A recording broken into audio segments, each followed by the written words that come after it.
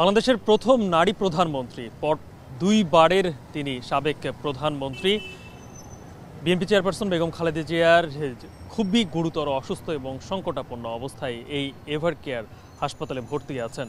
গত রোববারে তিনি আবারও ফুসফুসের ইনফেকশন নিয়ে যখন তিনি শ্বাসকষ্টের জনিত সমস্যার মধ্যে পড়েন, তখন তাকে এই এভার কেয়ার হাসপাতালে আবারও নিয়ে আসা হয়, ভর্তি করা হয় এবং গত বৃহস্পতিবারে তার অবস্থা যখন গুরুতর সংকটাপন্ন অবস্থার দিকে যায়, তখন তাকে স্পেশাল সিসিইউতে তাকে স্থানান্তর করা হয়, যেখানে তিনি এখন খুবই সংকটাপন্ন অবস্থায় রয়েছেন।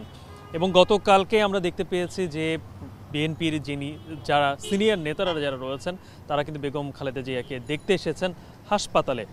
আর তবে এই সময় সবথেকে বেশি যে বিষয়টি নিয়ে আলোচিত হচ্ছে সেটা হচ্ছে তারেক রহমান কি করবেন। এই প্রশ্নটা কিন্তু সবার মুখে মুখে, বিশেষ করে যারা বিএনপি নেতাকর্মী রয়েছেন কিংবা বিএনপির যারা সাধারণ সমর্থক কিংবা কর্মী রয়েছেন, তারা এই বিষয়টি জানতে চাচ্ছেন যে এই সময় তারেক রহমান আসলে কি সিদ্ধান্ত নেবেন, যেহেতু তার মায়ের অবস্থা খুব একটা ভালো নয়। তো মায়ের এই অবস্থায় কি আসলে সন্তান পাশে থাকবেন কি থাকবেন না, এই বিষয়গুলো নিয়ে কিন্তু সবার মনে প্রশ্ন জেগেছে। তবে আমরা যেটা দেখতে পেয়েছি যে তারেক রহমান কিন্তু, যেহেতু মা এরকম গুরুতর অবস্থায় হাসপাতালে রয়েছেন, তিনি তো খোঁজ খবর অবশ্যই নিচ্ছেন এবং তিনি তার ফেসবুক পেজেও কিন্তু নিয়মিত আপডেটও দিচ্ছেন যে তিনি কি ব্যবস্থা নিচ্ছেন কিংবা তার করণীয় কি। তবে দেশে আসার ব্যাপার নিয়ে তিনি আগের কোনো ফেসবুক পোস্টে তেমন কিছু লিখেননি। তবে এই আধা ঘন্টার একটু বেশি হবে, প্রায় 40 মিনিট আগে, আমি যখন এই ভিডিওটি রেকর্ড করছি ঠিক তার 40 মিনিট আগে তিনি একটি ফেসবুকে পোস্ট করেছেন, সেখানে তিনি তার দেশে আসার ব্যাপারে কিছু ব্যাখ্যা দিয়েছেন। তবে তার আগে তিনি আসলে যেটি বলেছেন যে সাবেক প্রধানমন্ত্রী দেশনেত্রী বেগম খালেদা জিয়া গুরুতর অসুস্থ এবং সংকটাপন্ন অবস্থায় হাসপাতালে নিবিড় পরিচর্যায় রয়েছেন। অর্থাৎ রাতে তার যে পরিস্থিতিটা ছিল সেটির খুব একটা যে উন্নতি হয়নি, সেটি তারেক রহমানের এই পোস্টের মাধ্যমে বোঝা যাচ্ছে। ডিজাইন, এলিগেন্স, বিউটি, সেরা পণ্য সবার জন্য জেভিকো। এবং আরও একটি বিষয়, তিনি সবার কাছে তার এই রোগ মুক্তির জন্য দল মত নির্বিশেষে বাংলাদেশের সর্বস্তরের মানুষের কাছে তার মায়ের জন্য দোয়া চেয়েছেন। আর প্রধান উপদেষ্টা যে নিয়মিত খোঁজ খবর নিচ্ছেন, তার জন্যও তিনি সেখানে প্রধান উপদেষ্টাকে ধন্যবাদ জানিয়েছেন।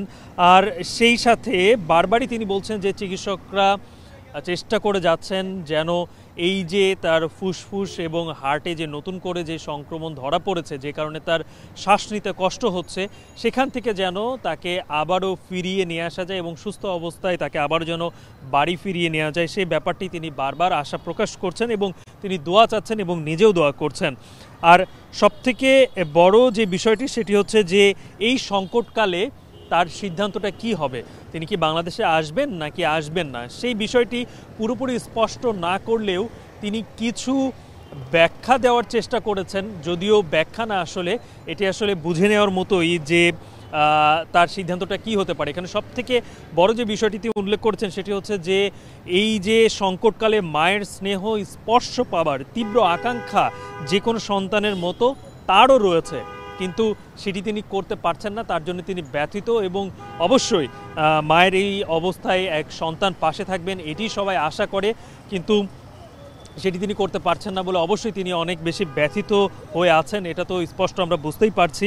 তবে সেই জায়গায় তিনি একটি কথা বলতে চাচ্ছেন যে এই যে তার দেশে আসার বিষয়টি, সেটি তার একক সিদ্ধান্ত নয় এখানে, কিংবা একক নিয়ন্ত্রণাধীনও নয়, এখানে অনেকের সিদ্ধান্ত রয়েছে। কারণ আমরা জানি যে তারেক রহমানের দেশে আসার বিষয় সবথেকে বেশি যে আলোচিত বিষয়টি সেটি হচ্ছে যে নিরাপত্তাজনিত বিষয়, যে তিনি দেশে আসলে তার নিরাপত্তা ব্যবস্থা কি হবে, কাকে তারা নিরাপত্তা দিবে। কারণ এর আগে আমরা দেখেছি যে সরকার বরাবর, অর্থাৎ অন্তর্বর্তী সরকার বরাবর কিন্তু বিএনপির সিনিয়র নেতারা তার নিরাপত্তার বিষয়টি নিয়ে কথা বলেছে, বুলেট প্রুফ গাড়ির বিষয়টি উঠে এসেছে। যদিও ব্যক্তিগতভাবেই হয়তোবা দলীয়ভাবে এই ব্যবস্থাটি করা হচ্ছে, কিন্তু তার আগে সরকারের কাছ থেকেও তারেক রহমান যদি দেশে ফিরে আসেন তাহলে তার নিরাপত্তা ব্যবস্থাটা নিয়ে কিন্তু কথা বলা হয়েছে। এই বিষয়টি কিন্তু তার আগে আরও নানান বিষয়গুলো উঠে এসেছিল, তার পাসপোর্টের বিষয় কিংবা লন্ডনে তিনি যে অবস্থায় রয়েছেন, কারণ রাজনৈতিক একটা আশ্রয়ে তিনি ছিলেন, এখনও রয়েছেন, সেখান থেকে চলে আসলে পরবর্তী প্রক্রিয়াটা কি হবে, এই ধরনের নানান প্রশ্ন ছিল, ব্যাখ্যা ছিল। কিন্তু এখন আসলে এই সব কিছুর ঊর্ধ্বে, কারণ তার মা সাবেক প্রধানমন্ত্রী বেগম খালেদা জিয়া তিনি অসুস্থ এবং সংকটাপন্ন অবস্থায়, এবং গতকাল রাতেই আমরা দেখেছি যে অনেক সিনিয়র নেতারা এই হাসপাতালে ছুটে এসেছেন তাকে এক নজর দেখার জন্য, এবং সবাই একই কথা বলছেন যে অন্য যে কোনো সময়ের থেকে এখন যে অবস্থায় বেগম খালেদা জিয়া হাসপাতালে ভর্তি আছেন সেটি সংকটাপন্ন অবস্থায়, অর্থাৎ যে কোনো সময় যে কোনো কিছু ঘটতে পারে। তাহলে তারেক রহমান কি করবেন, এটি আসলে প্রশ্ন। এবং তিনি আরও একটি বিষয় বলছেন যে রাজনৈতিক বাস্তবতায় এই পরিস্থিতি প্রত্যাশিত পর্যায়ে উপনীত হওয়া মাত্রই স্বদেশ প্রত্যাবর্তনে আমার সুদীর্ঘ উদ্বিগ্ন প্রতীক্ষার অবসান ঘটবে বলে আমাদের পরিবার আশাবাদী। অর্থাৎ এই যে প্রক্রিয়াগুলো, বিশেষ করে যে এতদিন পর্যন্ত তারেক রহমান কেন দেশে আসছেন না, এই জটিলতাগুলো কেটে গেলেই এই যে এখন যে অবস্থায় তার মা রয়েছেন তার পাশে সন্তান ফিরবেন বলে তার পরিবার এবং তিনি নিজেও আশা প্রকাশ করছেন। এখন দেখার বিষয় আসলে এ ব্যাপারে তারেক রহমান কিংবা তার দল কি সিদ্ধান্ত নেয়।